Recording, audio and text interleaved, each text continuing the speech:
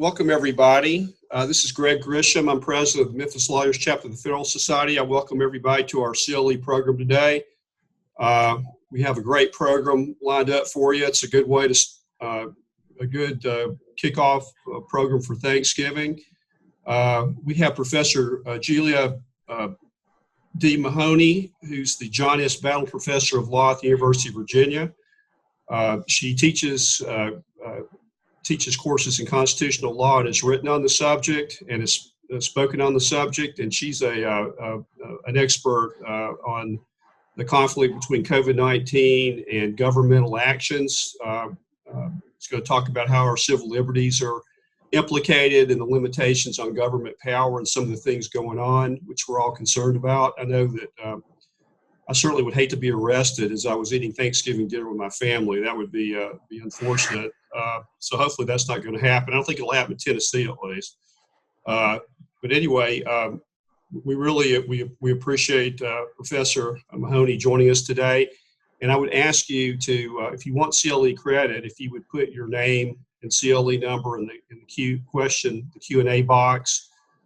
We can make sure that you get CLE credit today. If you forget to do it, you can email it to me, ggrisham@fisherandphillips.com. We'll take care of that.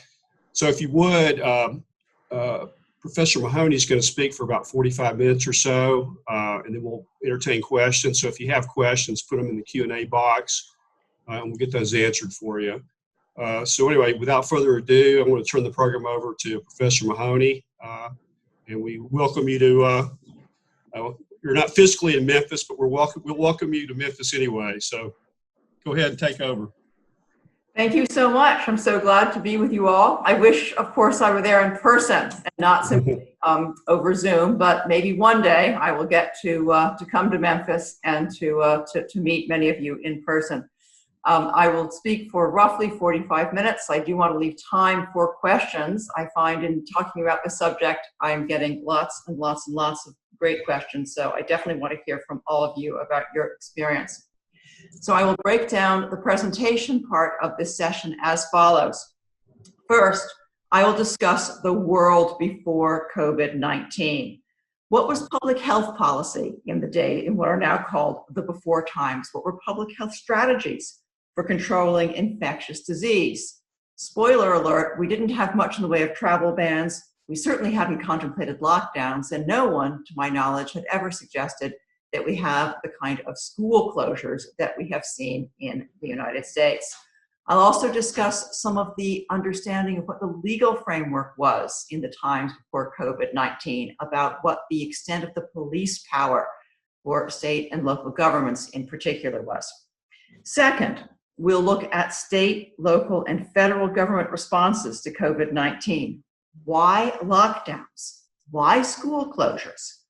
Why so little targeted protection? It was clear from fairly early on in this epidemic that probably the most vulnerable by far people were in care facilities or had some kind of autoimmune or other serious health issues. So why was that knowledge, even though it was preliminary knowledge, it was pretty strong knowledge, why was that not folded into various policy measures? I'll also look at, and then we'll turn and look at legal challenges to the government restrictions, both individual rights and structural and administrative. Then we'll look at COVID-19 restrictions on civil liberties in the broader context of economic liberty and property rights.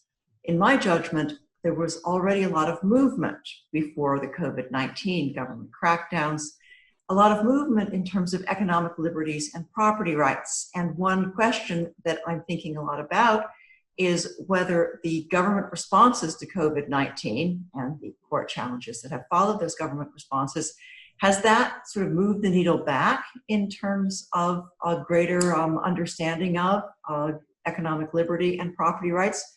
Or have the kind of restrictions that we've seen on the part of governments, has that pushed things even more? Has that in effect stimulated even more support for protection, particularly by courts, of economic liberties and property rights? And then finally, I will wrap up with what next?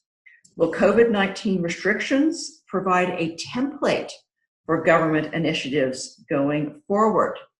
Are we going to live in a world, as many have suggested, where anytime there is an even plausible suggestion that severe restrictions are necessary or even helpful for dealing with serious problems like pandemics or climate change, that it's going to be widely accepted, that the government will be able to impose the sorts of restrictions that we've been seeing in the last few months? Or is that being a bit paranoid, as others have suggested, including Eugene Volokh at the University of California at Los Angeles Law School, with whom I was on a panel on COVID-19. His view is that these restrictions are politically self-limiting, and they are highly unlikely to pave the way for government action in non-pandemic times. All right, so first, the world before COVID-19, the so-called before times. What did it look like? Well, let's start with public health. The public health policy world of before COVID-19 was very much one that de-emphasized infectious disease.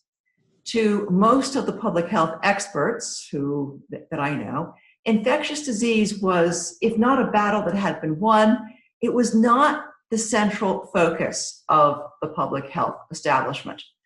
Smallpox, polio, even chickenpox, measles, those had been vanquished through better public hygiene and, of course, through vaccinations. Sure, the flu remained a perennial problem. It comes back year after year after year. And the flu certainly has been deadly. And public health experts certainly would have admitted in the so-called before times to COVID-19 that we have to pay attention to the flu, that we had certainly seen, of course, the catastrophic epidemic of 1918 to 1920, which killed about 675,000 Americans. We'd also seen terrible flu outbreaks in 1957 to 1958, and then again about a decade later. It's very difficult to calculate flu deaths, as it has turned out to be, as you all know, to calculate COVID-19 deaths. But reasonable estimates of the death toll from the 1967 to 1957 flu outbreaks were in the neighborhood of 100,000 or maybe a little bit more. So it was understood that flu could be a huge problem. And then there were the coronaviruses. There had been the outbreak of SARS and then the outbreak of MERS. Neither of those had killed all that many people. And neither SARS nor MERS ever became a significant factor in the United States. But it was understood that there was the potential for a coronavirus to run rampant, and that worried the public health establishment some. But all that said, the primary focus was not on infectious disease, but on so-called lifestyle diseases. That is to say that the focus had shifted to things like diet, things like exercise, diabetes. There was a constant focus. Now, one difficulty with the so-called lifestyle diseases becoming the focus of the public health establishment, in my judgment, is that it fueled what I would refer to as the politicization of public health. That is, that a lot of the measures that public health experts urged on their constituents were controversial. Think about the limitations on big gulps in New York and so forth. So I think coming into the COVID-19 disaster, we had already the public health establishment had a little bit shaky credibility, had perhaps reduced its credibility just a bit with a significant chunk of the electorate. And the public health establishment has, I think, to some extent admitted this, that their recommendations had become tinged by political leanings. So I think the primary example of this is the attitude toward globalization, that there had arisen a sense that travel bans, international travel bans in particular, would not be recommended, because of the commitment of the public health establishment to globalization, to the free flow of medicines and doctors, and to the free flow of commerce, frankly. So member states of the World Health Organization, which had gathered, not surprisingly, during the SARS epidemic, had arrived at the conclusion that it was crucial to balance public health needs with the economic consequences of interfering with travel and trade. So guidelines, though they did not explicitly prohibit countries from closing borders in response to potential disastrous epidemics, as we saw from COVID-19, nevertheless, the guidelines very much discouraged this. But as the New York Times wrote in a recent story, with, I think, admirable honesty, the rules crafted by public health experts were never based on scientific evidence. They were assumptions that closed borders could slow the arrival of medicine, or that closed borders were simply bad because they could hurt the world economy. No one studied carefully whether restricting travel might slow a fast-spreading, highly infectious disease, like, well, COVID-19 turned out to be. There was no collecting of data, no effort to collect data on such interventions.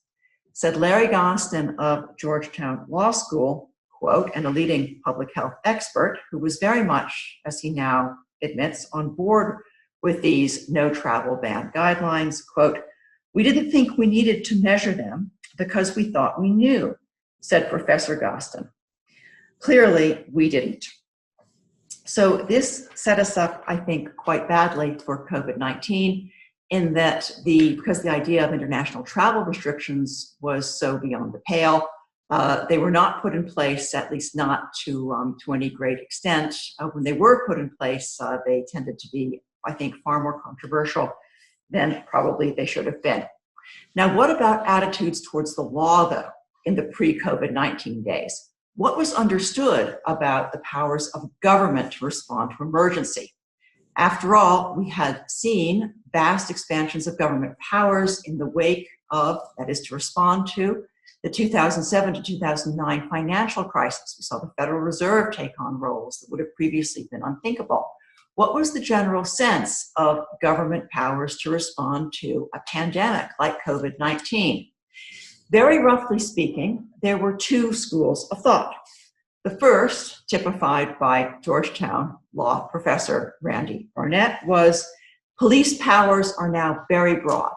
The basic powers exercised by state and local government in order to promote the public welfare, to protect the public health, those have limits, of course, but the limits are in the nature of equal protection limits, of government not being able to behave in a certain way that singles out, say, protected classes, or they're of the nature of government can't do things that to more than such a great extent, anyway, trench on fundamental rights. But outside, Randy Barnett at least has argued, outside the contexts of fundamental rights and equal protection, police powers are virtually without limit.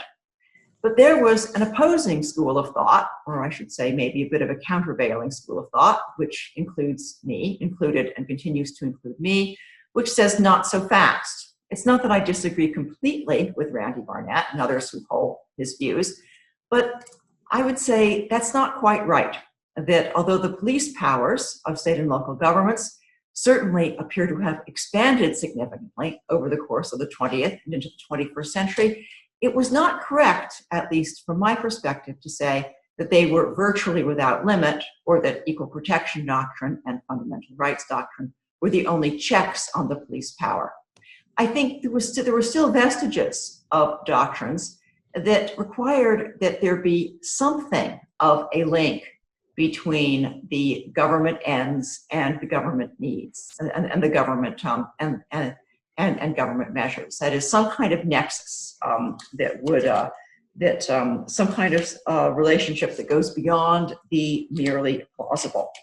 In particular, I argued that a lot of the precedents, such as the famous Supreme Court precedent from 1905, Jacobsen v. Massachusetts, a lot of the precedents that were read extremely broadly actually were quite limited by their terms Jacobsen v. Massachusetts, which you will see cited in just about every case about government responses to the COVID-19 pandemic, is a case involving the imposition of a $5 fine on a person who refused to get vaccinated for smallpox in Cambridge, Massachusetts.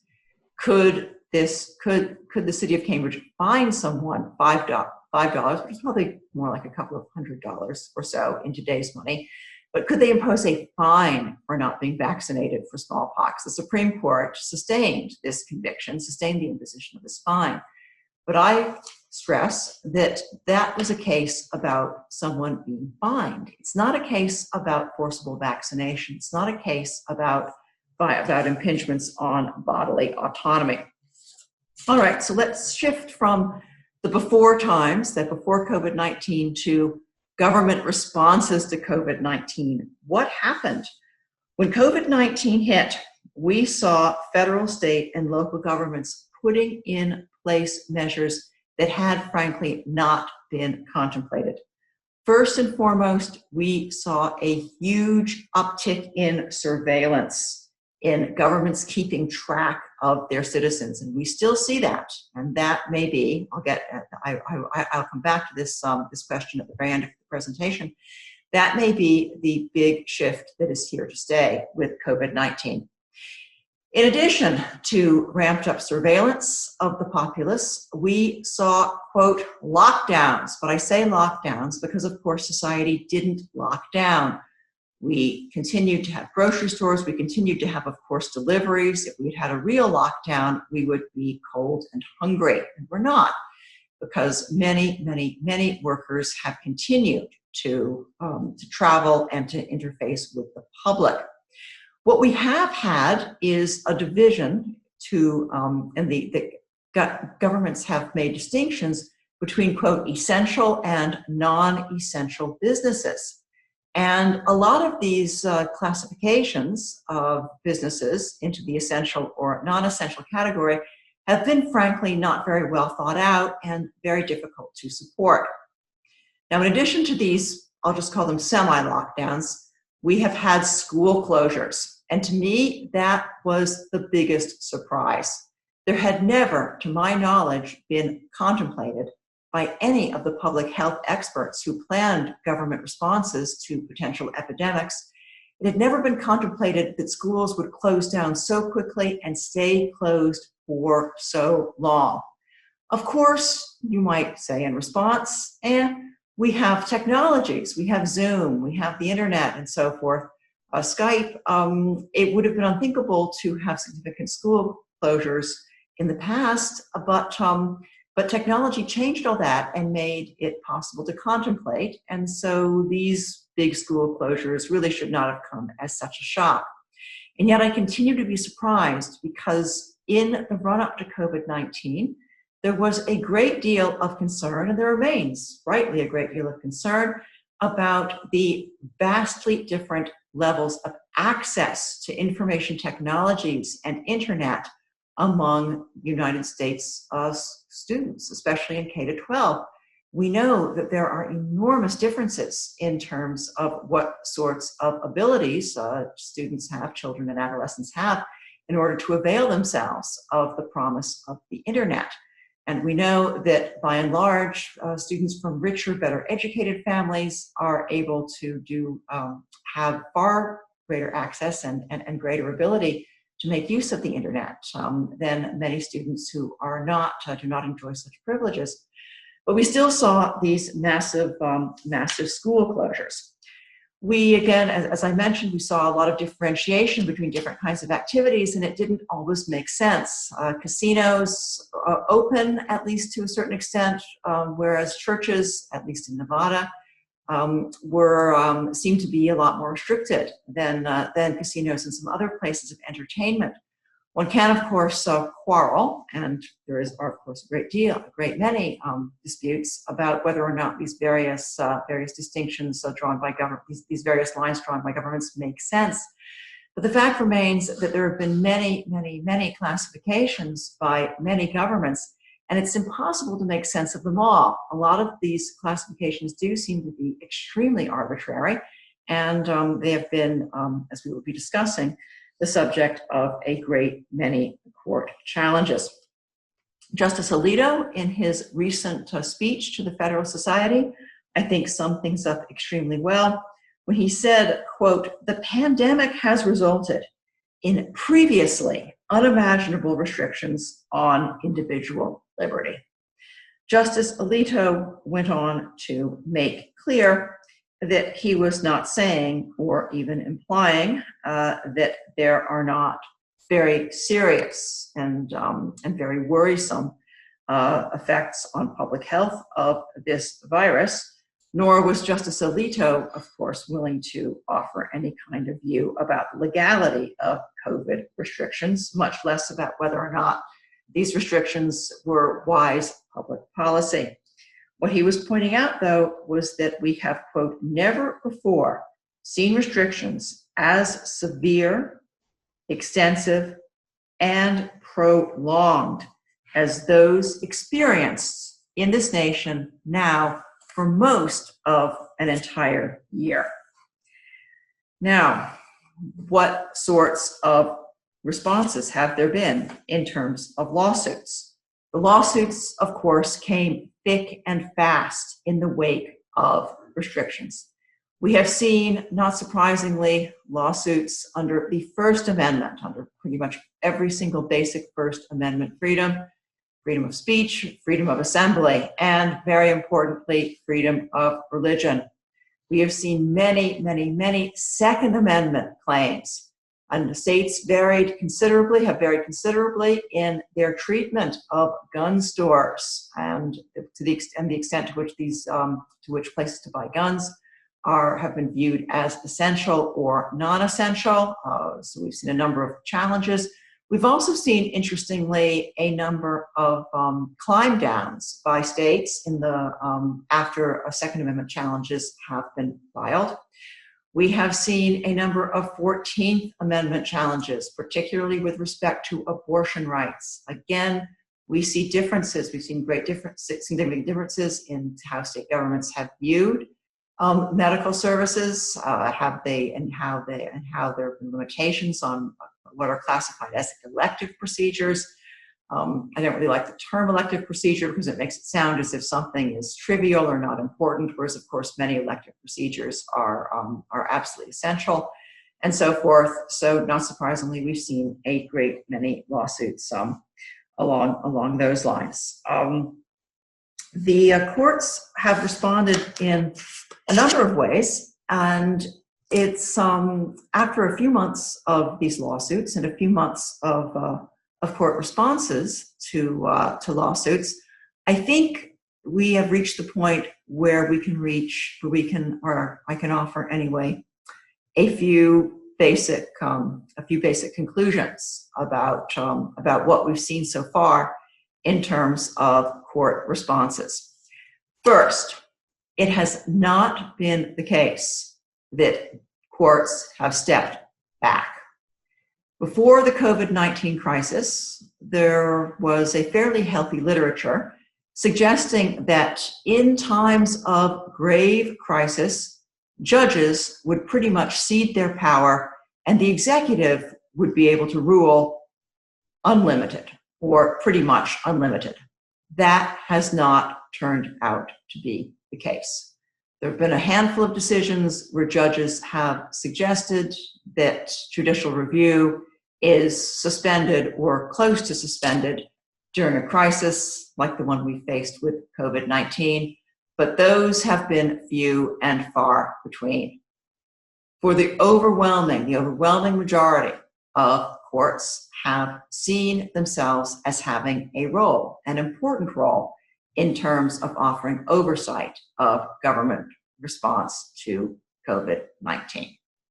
Now, second thing that I think we can say as a preliminary judgment after these initial months of court cases in response to challenges to government actions taken in response to COVID-19 is that courts are, not surprisingly, most sure-footed when they confront allegations of defects of process or allegations of violations of principles of separation of powers, both on the state and federal level. So there have been a number of those, the challengers to COVID-19 measures that have met with success, have in effect brought administrative law, usually state administrative law challenges, or some kind of separation of powers challenge. And that, not surprisingly, was something we saw from the get-go. Now, as time has worn on, though, this brings me to my third preliminary judgment about court responses to the COVID-19 restrictions. Courts have become, I believe, a bit more comfortable in requiring governments to offer justifications, or at least some kind of plausible nexus between something, or some kind of nexus, some kind of more than vaguely plausible connection between the harms that the government is seeking to ward off and the restrictions put in place on the populace.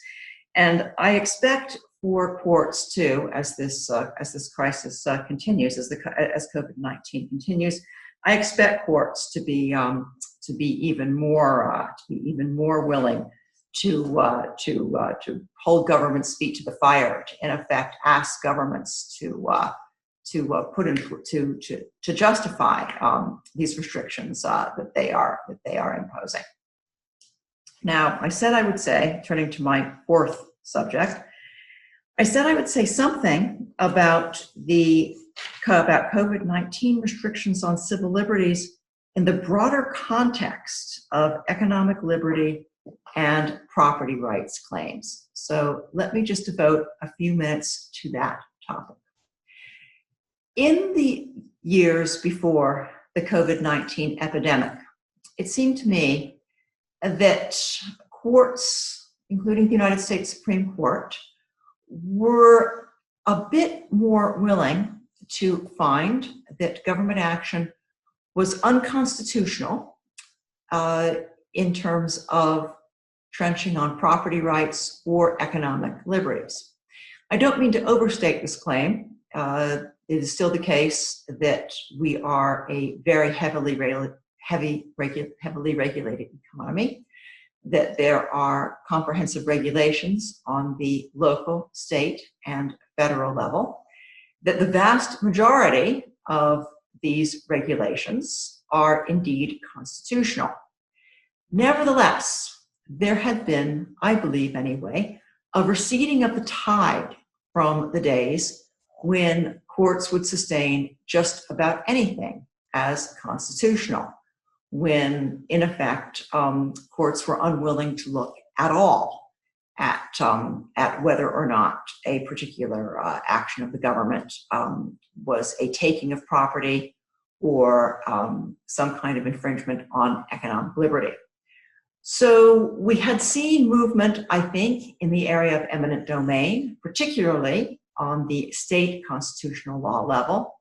We had seen potential movement in the area of civil forfeiture, with certainly there being indications that the United States Supreme Court might, I do stress might, be amenable, be open to reconsidering, at least to some extent, some of its sweeping precedents, sweeping precedents sustaining the constitutionality of civil forfeiture actions.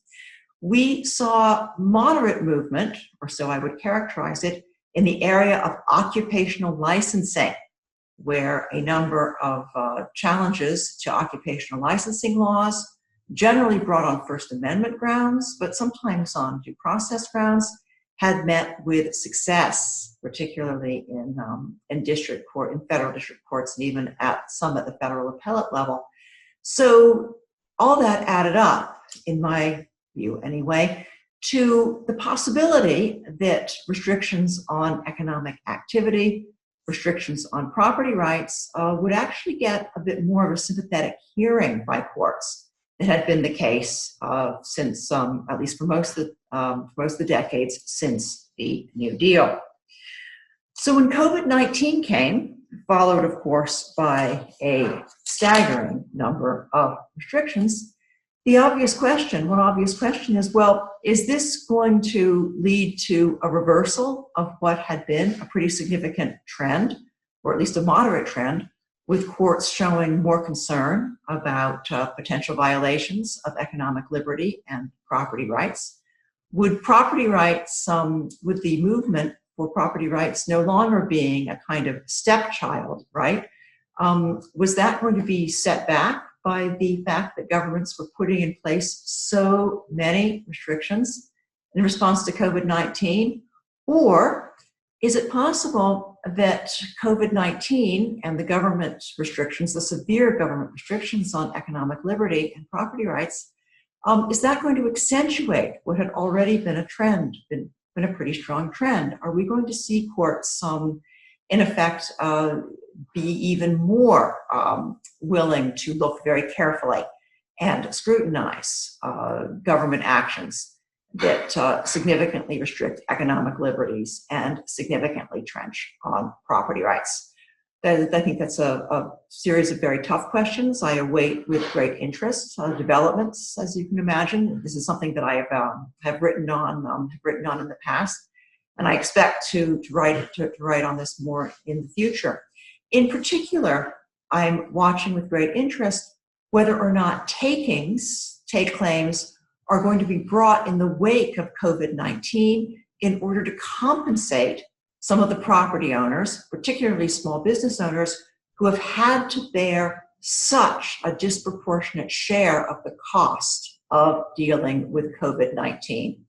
I have argued that the takings clause can be an extremely useful means of ensuring that burdens are shared among the public.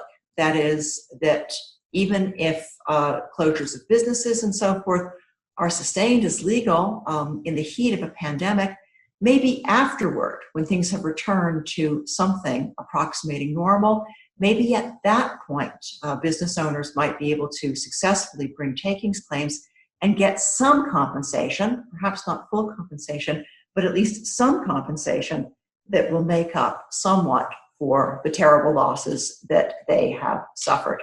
Anyway, I suspect that we will be seeing some even more takings claims. We've already seen a smattering of them. We'll be seeing quite a few takings claims being brought in the wake of COVID-19. And as I say, I will watch with great interest whether or not any of those takings claims gets significant traction. All right, finally, I said I would wrap up with the question of what next. What can we expect is going to come in the next? Will COVID-19 and the severe government restrictions on civil liberties provide a model for going forward? After all, many have suggested that climate change is an existential threat, that severe government restrictions on personal activity, energy use, perhaps automobile use, water use, and so forth, are going to be not only advisable, but absolutely essential in order to deal with climate change. Are the restrictions that we've seen put in place to address COVID-19, are those going to be, in essence, the precursor to a new kind of world where any significant threat or anything that any expert, that a group of experts says is a terrible threat can be met with significant restrictions on individual liberty? Or, as a number of people have argued, is that being overwrought? Is that simply wrong? Relax, civil libertarians, or so I've been told at a number of events since the COVID-19 pandemic began. The restrictions put in place by governments, or so their arguments go, the restrictions put in place by governments in response to COVID-19 are politically self-limiting. The tolerance of the people for being semi-locked down this way is quite limited. Look at how many people already are evidencing lockdown fatigue. Look how many governments, state and local governments, understand that even as they put in fresh new restrictions, a number, as you know, have been put in place over the last week or two, they understand perfectly well that they're not going to be able to enforce them. Ultimately, it will be up to the people, and what we are seeing is that people are not willing to be locked down, not even semi-locked down in perpetuity. They're, in effect, going to rebel against or push back hard against any idea that the severe restrictions of COVID-19 are going to be the new normal. But at the same time, I would say there is reason for grave concern. I think on balance, I probably net out fairly optimistic. I do think that the people of the United States have pushed back pretty hard on some of the restrictions. I do think that by and large, the electorate is going to demand that restrictions put in place have some fairly clear and proportionate relationship to actual dangers. But at the same time, there have been some things during the COVID-19 crisis that have caused me some worry. And I will name two in particular. First is the ramp up in surveillance. Simply put, we have seen government, in effect, increase its surveillance and, very importantly, increase its capacity for surveillance. There have been good reasons for governments to do so, but the fact remains that surveillance has been vastly increased, and there are serious questions as to whether or not that can be rolled back. Second thing that worries me is we have seen the use of models to justify significant government restrictions. Even though those models, I am thinking now of models produced by epidemiologists that made predictions about COVID-19 mortality and morbidity, those models were not based on anything we knew about COVID-19. COVID-19, after all, was a new illness. Many of them were based, roughly speaking, on influenza, but COVID-19 is not a variant of flu. And so we saw models being used to justify severe government restrictions when those models were, frankly, there was no particular reason to think that those models were terribly apposite. The parallels to the models that we see in the context of climate change are, to me anyway, quite worrisome. Many of the climate change models have not done terribly well in terms of predicting various events, various climate and weather events. But is it possible that the invocation of models in the context of COVID-19 will indeed set an unfortunate precedent? I hope very much that there will be a lot of discussion about models and their uses. A lot of statisticians are very fond of the adage, all models are wrong, but some are useful, and I think that is correct. I think it's very, very important to keep that in mind. I am not rejecting models altogether. I am not suggesting that none of the models put together by epidemiologists have been at all useful. That is, I think, that would be a gross overstatement. What I am suggesting is that the unreflexive acceptance of models, particularly models that are grounded in experiences very different from the ones that we are in the middle of, that those are very likely generally will do, I think, more harm than good, and we simply need to be extremely careful. So with all that, I will turn this over to you all. I am eager to hear your questions and your comments and your own experiences and your own thoughts about where things might go from here. So thank you. All right, well, thank you very much, Professor Mahoney. I've got a question for you. We have some questions that have come through. It's been a couple of years since I was in law school, so you can educate us on this.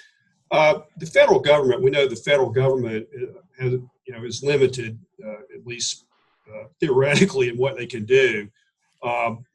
when you hear talk during the political season about, a better federal response to COVID-19, what can the federal government do constitutionally to, intervene across the country, and impose restrictions on human activities, on sort of a broad scale like that? Is there any constitutional authority to do that? Yes. The federal government, as you know, is a very strong government, which has very strong powers. That has been true since the inception of our nation. Has been a government of strong, but of course not unlimited powers. So the federal government, of course, has the power to regulate interstate commerce, and that is, I think, the strongest power in terms of responding to COVID-19. But of course, there are also various national defense powers, and a lot of what the federal government might be interested in doing can indeed be justified in terms of its powers, indeed its duty to defend the nation. Now that said, of course, the state and local governments have primary responsibility for safeguarding health and safety. It is the state and local governments that have the so-called police power. So state and local governments are at the first line of, I think, promoting public health and safety. And those police powers have always been broad in the case of imminent threats. Epidemics of various sorts have been a significant danger from the inception of the United States. After all, we had yellow fever, smallpox, and so forth, malaria throughout U.S. history. Before, roughly speaking, the New Deal era, the police powers were understood to be somewhat limited in the sense of there needing to be a fairly clear connection between the threat to public health and what the state and local governments were doing. In the post-New Deal era, and this is one of the controversies that was sort of bubbling along before COVID-19. In the post-New Deal era, there were, as I mentioned earlier, some like Randy Barnett, who said that the police powers of the state and local governments are very, very, very broad, and it's going to be very difficult to rein them in unless you can point to some kind of equal protection argument that would identify some kind of suspect class which is being disproportionately affected, or point to some sort of fundamental right. That's the part where I somewhat disagree with Randy Barnett and think that actually the police powers of the state and local governments have been somewhat circumscribed. But getting back to your question about the federal government, could the federal government, say, impose a mask mandate and so on? I am pretty skeptical about that. I think that the federal government remains a government of limited powers, and that anything that looks like a basic health and safety regulation will be open to constitutional challenge. Okay, well, very good. Well, I've got a couple more questions. I'd just like to say, though, for anybody listening in today that's very concerned about climate change, the human contribution, there's a very good book I'll recommend, because I didn't know anything about it, and I read this, and it's fascinating. It's called The Inconvenient Facts by Gregory Wrightstone. You can get it at a bookstore or on Amazon. It really explains it. So even people like me who really aren't up on science can understand it and feel better about life after reading it. So I would recommend that book to everybody. Professor Mahoney, we have a question here from one of our attendees. I'll read it to you. Do you have the opinion that Jacobsen was abrogated by implication through the rise of modern civil liberties as suggested by Judge Stickman in Butler Company versus Wolf? I think Jacobsen has always been a limited opinion. So I would say that that Jacobsen, which gets cited in many, many instances, being this incredibly broad opinion. You can have government can make you be vaccinated. So this means they can just do just about anything. I think Jacobsen is actually quite constrained. I mean, all Jacobsen stands for is the proposition that someone who refused to be vaccinated at a time when the smallpox vaccination was significantly more dangerous than it was to be a couple of decades later, and was fined $5, which in early 20th century Cambridge, Massachusetts was not a completely insignificant fine. It was not a trivial fine, but nevertheless, that would be sustained as constitutional. So I don't look at Jacobsen v. Massachusetts as in any way, shape, or form being a solid precedent to justify months-long restrictions on personal travel or on the ability to make a living or anything like that. I think Jacobsen, at the day it was decided,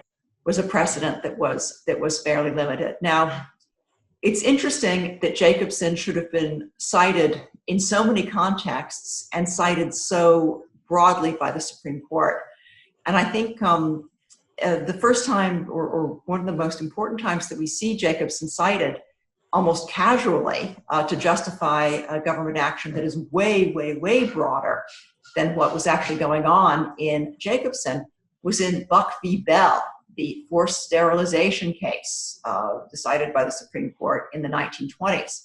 So there's this very interesting, to me anyway, a progression that happened, of course, very fast from 1905 to I think about 1927. I think Buck v. Bell was 1927, where by 1927, Oliver Wendell Holmes is citing Jacobsen v. Massachusetts to sustain the constitutionality of a Virginia statute that provides for the involuntary sterilization of a young woman based on little more than a hunch on the part of some physicians that she is mentally defective in some way, in their eyes anyway. And so from then on, Jacobsen v. Massachusetts keeps getting cited as a very, very, very broad,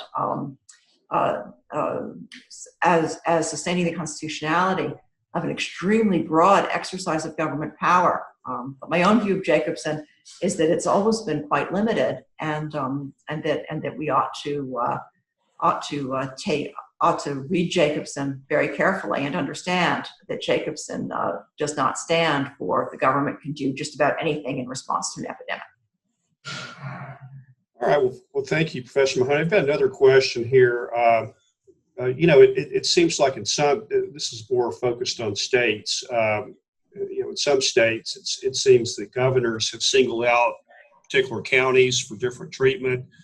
I'll just read the question to you. What are your thoughts on states/governors that target specific counties with greater restrictions, presumably because they are more populous? Isn't that a risk to eventually target cities, counties for all types of reasons? For example, if crime is higher in one county, a curfew may be implemented. Those types of targeted restrictions. Can you comment on that, please?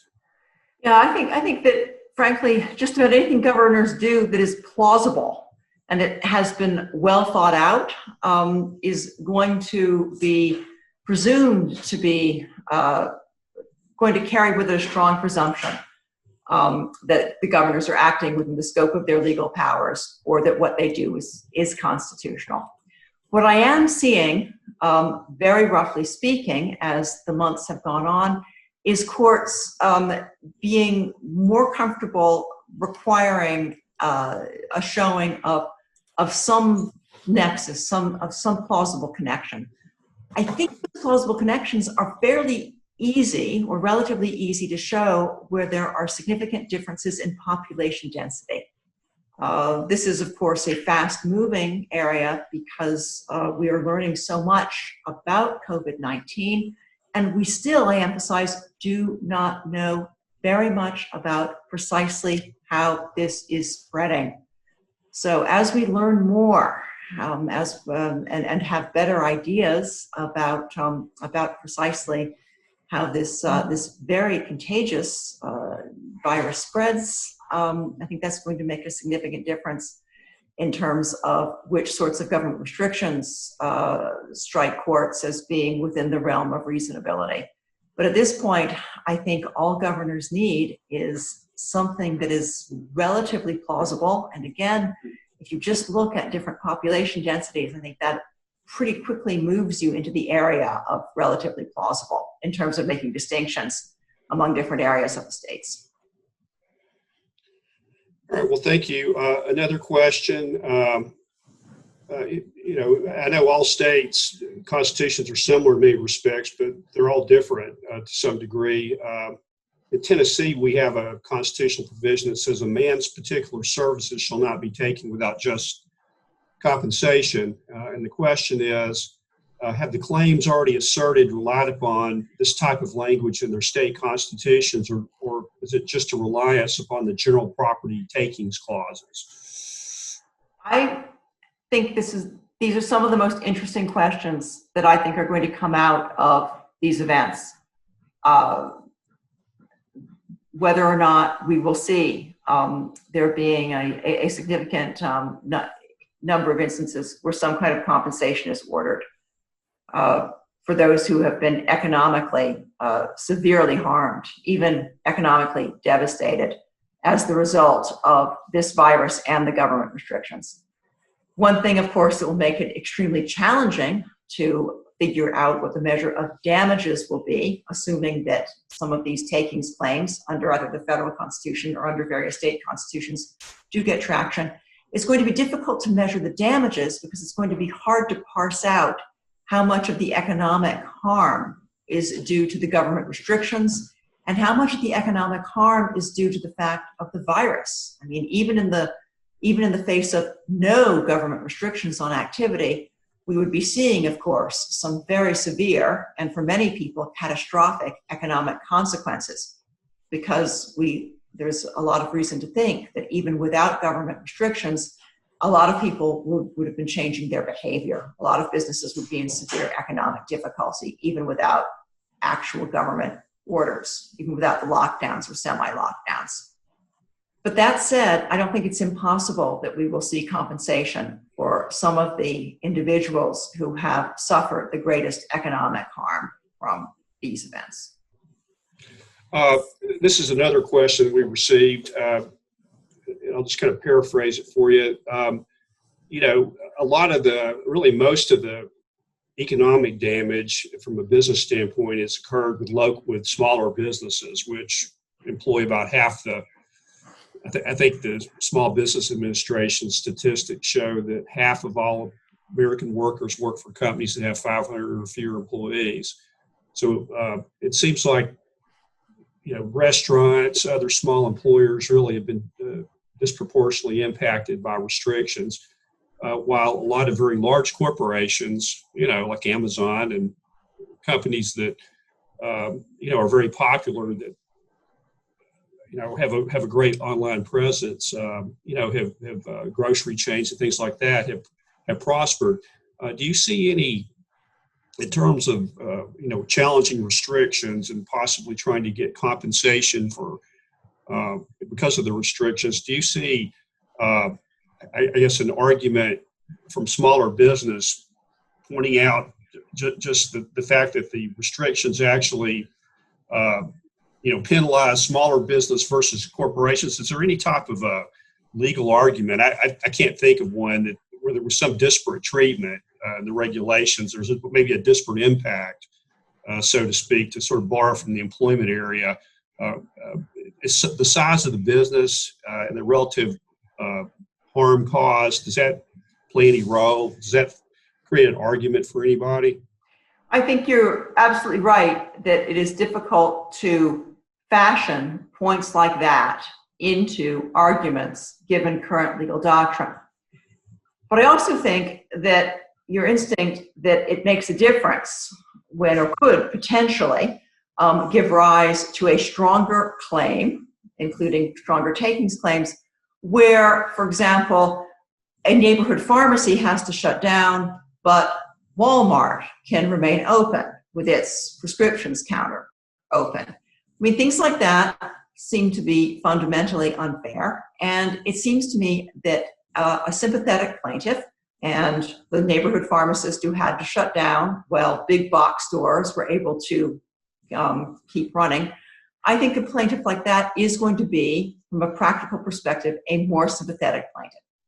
And all other things being equal, sympathetic plaintiffs it's better to be representing a sympathetic plaintiff, particularly in something like a takings challenge, than an unsympathetic one, or a less sympathetic one, I should say. So I think it is plausible that we will see some suits brought, including some takings claims, on behalf of small business owners. And I think it is possible, I'm speculating here obviously, that some of those challenges will be successful.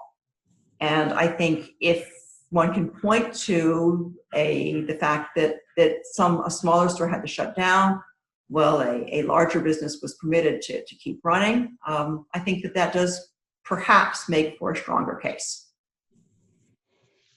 Okay. Well, we're nearly out of time here. I'll just ask one more question, though. Just in terms, we appreciate your discussion, and it's all very interesting. But at the end of the day, we have the courts we have recourse to. But at the end of the day, if citizens are upset with restrictions, really the best recourse is to vote, right? And it's a political response, and elect leaders who pledge to try to protect the public health without doing it in a way that's so draconian and damaging to people.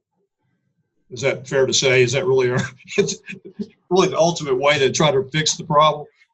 Yeah, well, yes, although, but of course there's a time lag, and there are now some public officials can be recalled. So that is a possibility that I imagine a number of electorates are examining. But not every public official can be recalled, and where public officials can't be recalled, it can be a long time to be able to put in a more effective team of public officials. So I do think that ultimately, yes, in a democracy, the right to vote is the ultimate protection. There is no better protection than the franchise of civil liberties. But that said, I think the courts are formidable or potentially formidable protectors of civil liberties. I think the courts have made it clear that they are not going to stand down. There is no idea among judges, with, as I mentioned, just a handful of exceptions, that in time of crisis, judicial review is or should be suspended. Courts are, of course, hesitant to Bigfoot decisions by the political branches of government, particularly as the political branches of government generally have better and more extensive and more up-to-date information about the precise details of a crisis. But that said, we have seen a number of courts find that the governments have overstepped. And as I mentioned, courts are most confident doing so when it comes to administrative law, separation of powers challenges, and so forth. That is, anything in their wheelhouse, courts will be, generally speaking, a bit more confident, a bit more willing to say that government has gone too far. But we're also now seeing courts willing to, at least some courts in some places, with some arguments brought, courts willing to find that government has overstepped when it comes to fundamental rights. So I expect to see more First Amendment and Second Amendment challenges in particular meet with at least some limited success, and so forth. And so in addition to the all-important franchise, I think the courts have shown themselves and are showing themselves to be committed and capable defenders of civil liberties. It's simply that the courts are going to, understandably, proceed quite carefully. Well, good news. Final question. This will be a short one. Given the good news that has come out in the last couple of weeks about a COVID-19 vaccine by a couple of different companies, which is all good news for us, for everybody. Do you think the presence of an imminent vaccine like that would protect the population, would you think that if for someone who makes a legal challenge to these increasing, so we know these restrictions now are increasing. In fact, I just saw an email while we were on the Zoom call that Shelby County, which is Memphis, is going to impose tougher restrictions, probably close gyms and things like that. So is the fact that there's a vaccine that's imminent in the next couple of months, is that an argument would that weigh in or have any weight in making an argument to a court that restrictions are I guess, over not nearly tailored or whatnot. Is that an important fact, would you think, to an argument? It's an interesting question. I doubt it, because I think that there are so many, just for starters, good news on the research front may not translate into an actual vaccine ever, or even for a very long time. And then there's the fact that that no one thinks the vaccine is coming in the next few days, or even necessarily the next few weeks. And meanwhile, an awful lot of people can get very sick or die. So no, on balance, I do not think that good news about a vaccine, certainly not the kind of good news that we've had so far, is going to have any appreciable impact on the assessment of the legality of any of the restrictions that are being put in place right now. Well, as a follow-up, let's say that, these restrictions go on for a couple of months and the vaccine does go on the market. Would you think if the vaccine actually did come on the market, that would be a pretty good argument to challenge the restriction? At that point, I think that yes, that we have seen more and more of courts, I think, asking or looking at whether government restrictions do seem to be reasonable. They are not interested in being rubber stamps for just about anything that a government can think of a vaguely plausible justification for. So if we end up in a world where vaccine is freely available and just about no one is vulnerable to this disease, then these restrictions will seem absurd, right? But so much of it will depend on the efficacy of the vaccine and the willingness of people to have the vaccine too.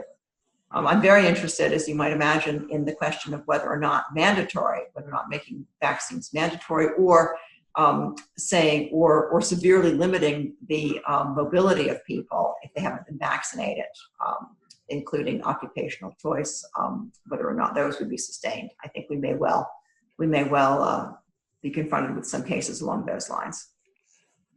Listen, thank you so much, Professor Mahoney, for spending some time with us today. We all enjoyed your presentation. I've gotten a number of very positive emails and little messages about your presentation, so thank you. We wish you a happy Thanksgiving and a Merry Christmas and Happy New Year, and we hope you'll join us again sometime soon we'll invite you down when everything lifts, and we'll take you out for some barbecue. Well, thank you. Thank you very much for having me. And as I mentioned, I would love to see you all in person. So I hope we'll hopefully make that happen the next year or so. But thanks so much. And everybody, if you haven't sent me your CLE number, bar number, please do. And we're adjourned for the day. Thank you, everybody. Have a great afternoon.